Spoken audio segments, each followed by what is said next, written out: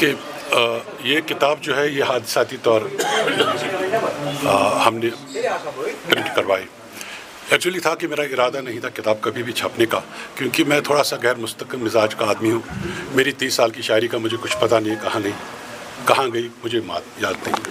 میری کہانیاں کہاں ہیں مجھے پتہ نہیں.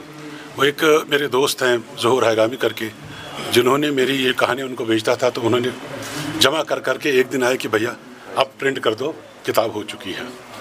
تو اس محبت اور اس جذبے کو نظر میں رکھتے ہوئے پھر میں نے فیصلہ کیا کہ یہ کتاب چھاپی جائے. دیکھیں، ہم ایک کنفلکٹ زون میں رہتے ہیں جہاں سیدھی بات کرنے پر آپ کو قدغن ہے. جب کنفلکٹ کہیں ہوتا ہے تو وہاں طرح طرح کے مسائل پیدا ہوتے ہیں، سائیکولوجیکل مسائل پیدا ہوتے ہیں، الگ الگ ایشوز جو ہے سوسائٹی کو پریشان کرنے لگتے ہیں. میں نے ان ایشوز کو دیکھا ہے، ان میں کئی ساروں کو میں نے محسوس کیا ہے، کئی سے میں خود گزرا ہوں، اور ان سب چیزوں کو میں نے مناسب سمجھا کہ ان کو چھوٹی چھوٹی کہانیوں کی صورت میں پیش کیا جائے. مقصد وہ تھا کہ ایک سوسائٹی کو جگانا کہ ہم لوگ کہاں جا رہے ہیں. دوسرا، اردو زبان کے تئیں جو میری محبت ہے، جو میری شفقت ہے، جو لگاؤ ہے میرا، تو یہ زبان بھی دم توڑتی جا رہی ہے.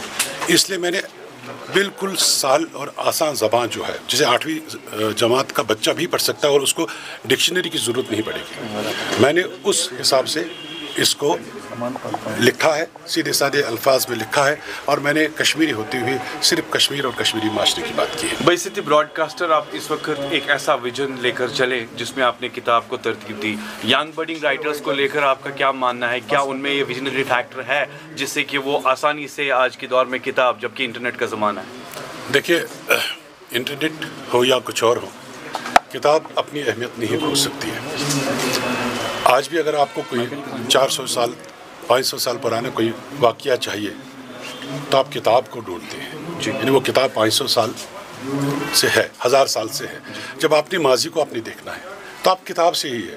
ڈاؤٹ کہ اب لوگوں میں جو پڑھنے کا جو ایک شوق ہے وہ ختم ہو چکا ہے. انٹرنیٹ کی اپنی کچھ خصوصیات ہیں، لیکن اس کی اپنی کچھ سائیڈ ایفیکٹس بھی ہیں، جس میں یہ ہے کہ لوگ اب پڑھتے نہیں ہیں، کتابیں کھولتے نہیں ہیں. لیکن انٹرنیٹ سے اگر پڑھنے والے کسی بندے کو دیکھے جائے، آپ دیکھ لیجئے گا، اس کی سپیلنگ آپ دیکھ لیجئے، اس کی ہینڈ رائٹنگ آپ دیکھ لیجئے، اس کی میموری دیکھ لیجئے. جب تک آپ کتاب نہیں پڑھیں گے آپ کو یاد نہیں رہے گا، آپ کتنا بھی لیپ ٹاپ سے پڑھیں. میں نے یہ جو میرے افسانے میں نے بھی لکھے، میں نے کاغذ پہ نہیں لکھا ہے، میں نے موبائل کے کی بورڈ پہ یہ لکھا ہے اور موبائل میں سیو کرتا رہتا تھا. کبھی فیس بک پہ چڑھاتا تھا کچھ افسانے، بعد میں نے وہ بند کر دیا. لیکن کتاب اپنی اہمیت نہیں کھو سکتی. جتنے بھی لوگ ہیں لکھنا چاہیے، لکھنے کی کوشش کرنی چاہیے. اور جس دن آپ کو لگتا ہے کہ میری یہ تحریریں یا میرا یہ جو پروجیکٹ ہے یہ تیار ہے، وہ چھاپ دیجیے. اس میں کوئی اتنا وہ ہے کہ خرچہ اتنا نہیں کہ ایک عام آدمی برداشت نہیں کر سکتا. یہ کتاب میں ایک خاصیت ہے کہ یہ آپ کو کم سے کم 500 سال تو زندہ رکھے گی. آپ بحیثیت ایک براڈ کاسٹر اس وقت ایک ورسٹائل بیک گراؤنڈ لٹریچر کو لے کر کہاں دیکھتے ہیں؟ کیونکہ کئی سارے ایسے ادیب، شعراء، قلمکار جن کا ایک کنٹریبیوشن ہے جنہیں یاد نہیں کیا جاتا ہے. سر، اس کتاب میں بھی آپ دیکھیں گے کہ بیچ بیچ میں جنگ ہے، ایک صحافی کی اور ایک افسانہ نگار کی.